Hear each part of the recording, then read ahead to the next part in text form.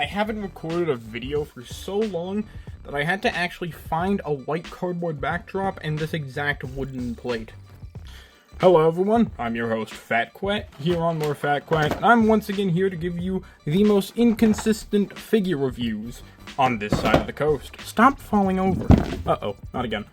So, here we are with The Games Begin Son Goku. I was visiting Target, tried to pick up one of the Beyblade X Travel Stadium, and instead stumbled across this guy. So, hey, win-win. Let's bust this guy open. 1, 2, 3, and 4. So, here we have the figure, all bright and shiny outside of the box. Let's get to the parts. And here we are. Out of the box already, the figure looks wonderful. Now, the good thing about this Games Begin Goku is he has the exact same articulation as Daima Goku, adult, of course. Which means his shoulder joints are like this, and they can go fully up without looking hideous. They can do that as well. First impressions of this guy out of the box, I love how the hair looks.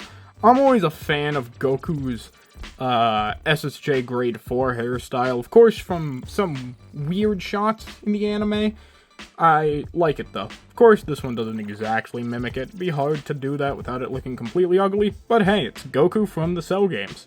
Well, of course, we have to go through the normal regiment of how far can he look up? Without being awkward, he can go fully up here, but his neck will show.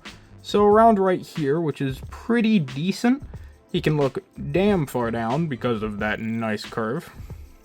Look at him. You know he's about to drop kick you. Moving on right to the shoes, we of course have a toe joint. Very nice. I think this is the exact same one on Daima Goku. We have a splendid knee joint, like this, which luckily doesn't have the cursed bend like some of the older Goku figures. Of course, it's the same on this leg. We have some pretty good hip movement. You can go like this, which is very nice for creating some poses. You know, just something like this.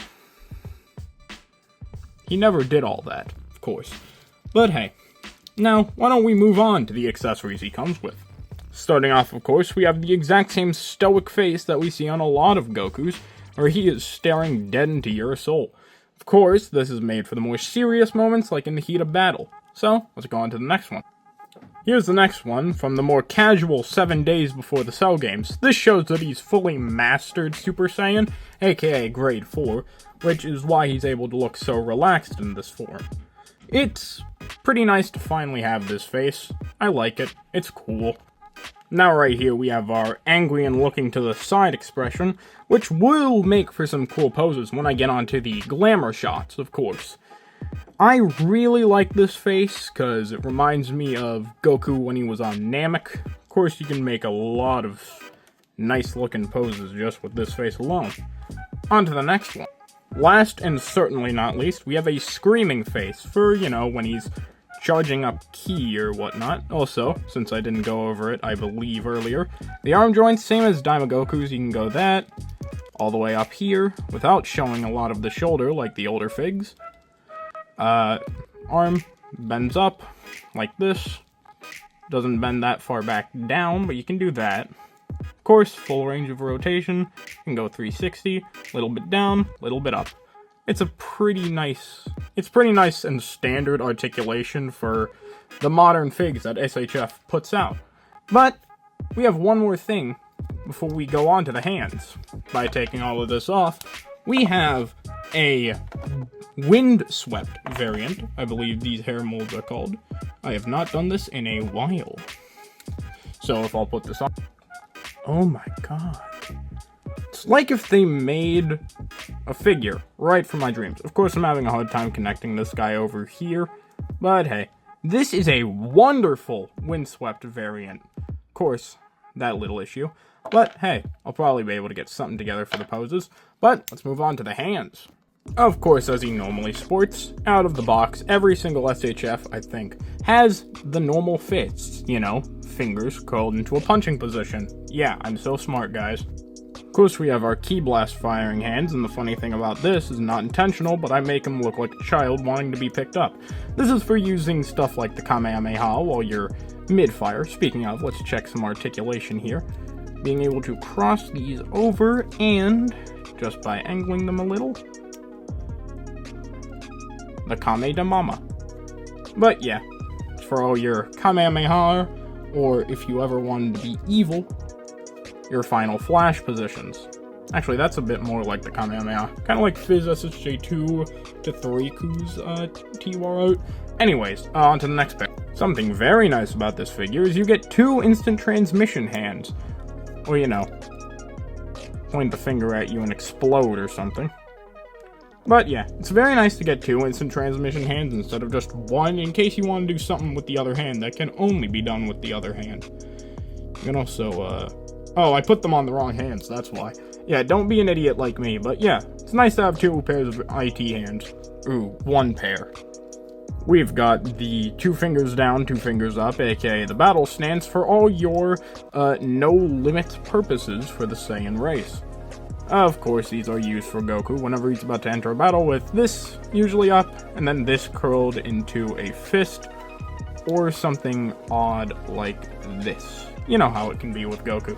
Last but certainly not least, we have the full grab hands. Like, he's grabbing his opponent, he's actually preparing the Kamehameha, not just firing it. But yeah, of course these are used for mostly just ki blast purposes, kind of like the fully open hands. But yeah, why don't we check out a few poses. First, I decided to use Cell and the Screaming Face on Goku to make Ki charging up against Cell. I had to run upstairs to grab this, because the Z villains are the only ones I actually keep on display. But it's a nice testimony to the articulation that can be used here. Just a small bit of bending here. I could probably do this a little better. Arms bending. Yeah, you can bend the head very far back to make it a bit more serious. But yeah, next pose. Alright, this one I use the angry looking to the side face. This is meant to mimic the sort of ki shove he does on Frieza while on Namek, and technically a blast he points at Shin during the tournament, during the start of the Majin Buu arc. Well, not near the start, you know what I mean. Of course, Frieza's face around here isn't changed, he's still confident as ever, if the camera won't focus. But I just didn't feel like going right back upstairs to change one thing, so yeah. Also, by the way, this Frieza is finally appearing in Targets and Walmarts near me, so go check your stores if you want one, because now will probably be the easiest time to make a black or golden Frieza custom. So, as our final pose, I guess, still have one more to go through, but I decided to put together the legendary Super Saiyan Trio, or just Super Saiyan Trio. We've got Vegeta doing the final flash, Goku preparing a Kamehameha, and Trunks back there preparing a burning attack. This is genuinely such a cool setup that I might put it up next to my villains after this is recorded. Yeah. Alright, final one. I give up. Yep, that's right. The final pose I'm doing for this face is Goku giving up against Cell, because I could not think of anything else. Yeah. That'll about round off this video. And, I'll have Goku taken care of, guys. Don't worry.